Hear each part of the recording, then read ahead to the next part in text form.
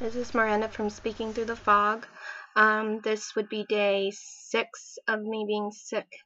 I don't think this is going to be a easy recovery. I might have been optimistic before. A lot has happened in the past couple days. That's why I didn't record yesterday. What to say? I'm kind of treating this like a online journal, I guess. So yesterday I went to several doctors. One of them was my primary. I've been really nervous to go see her because last time I saw her was before we went to the Mayo Clinic, and she was still convinced I had narcolepsy, and I wasn't sure how much information she had on ME/CFS, so I wasn't sure if she was going to fight me too much or not. The good news is she didn't, and she sounds like she's pretty happy with the plans I have right now, which is great. Then I went to go see my optometrist because I needed to get new glasses, and I've been having some really weird visual things. Like when I got sick, I think it was on day 1 or day 2, I mentioned about my eyes going foggy every once in a while. And I also get these, if you've ever gotten a periphery vision test where the little squiggles of line all over the place and then you gotta click the button every time you see it. I get those little squiggles when I close my eyes a lot, and I think I probably get them all the time, but if there's a background to it, I don't really notice them. Anyway, so I talked to her about it, and they were really worried about me, and so I was even late, and they're going to reschedule, and they went back and looked at my eyes, and my eyes are healthy, but when I was tracking her finger, when she's going like this, whenever she get from one side to the other, my eyes would twitch, I guess, and then the faster she'd go, the more my eyes were twitching, going from side to side. So I guess that's a neurologic problem, and not so much biology of the eye. So she's sending me to a neurological ophthalmologist or whatever, to check the connection between my brain and my eyes. I'm sure she's going to look at everything and be like, well, your MRIs come out fine, but I guess it's worth a try. Maybe she'll find something.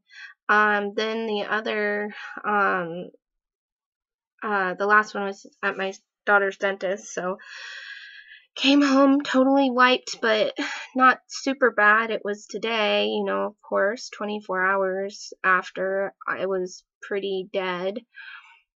But we went for a float in a sensory deprivation tank, and I don't know what I was expecting. Just, I don't know, just to be floating, I guess. I didn't have any real expectations other than be meditating in a quiet area, but it was the most intense experience. I can't even explain it.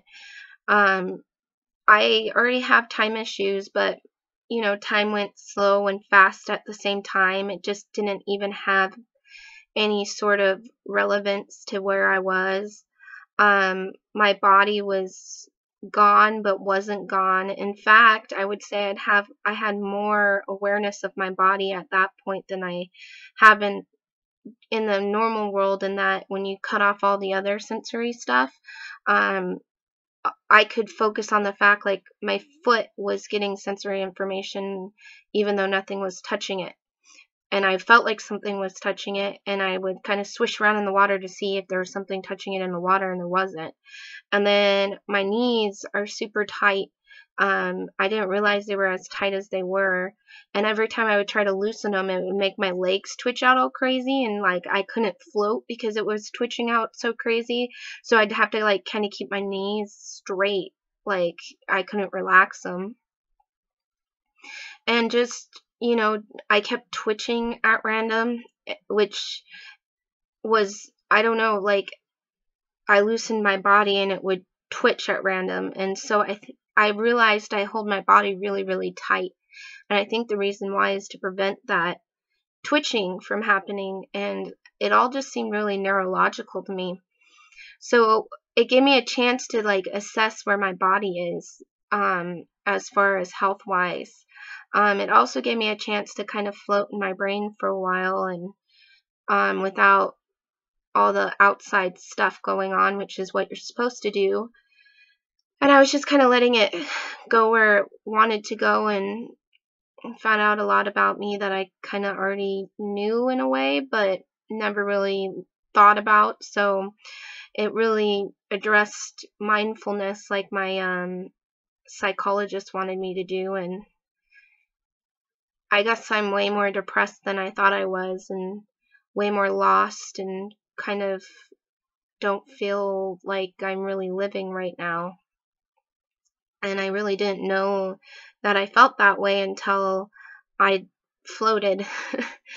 And when I came out, my dad was like super shocked, because my dad did it with me and he loved it. Like, he came out, he was depressed and anxious. He came out like a completely different man, just completely happy and springing, and oh, it was so great, and he felt so good and all this stuff. And I was foggy, but when I started talking, he said, Miranda, did you notice that you're like not pausing or going or forcing yourself at all? You're just talking. And I was like, no. And he said, and listen, you're like talking at your old speed. You're like actually talking really fast. And I said, yeah. And he goes, oh my gosh, and on top of that, I just noticed you also aren't like losing track of the conversation and rambling. You're stopping yourself. He goes, you haven't been like this in like a year. And I was like, oh, like I didn't even realize that I was doing that. I just felt foggy and tired, but I guess maybe the brain connection in for my language was a little bit better.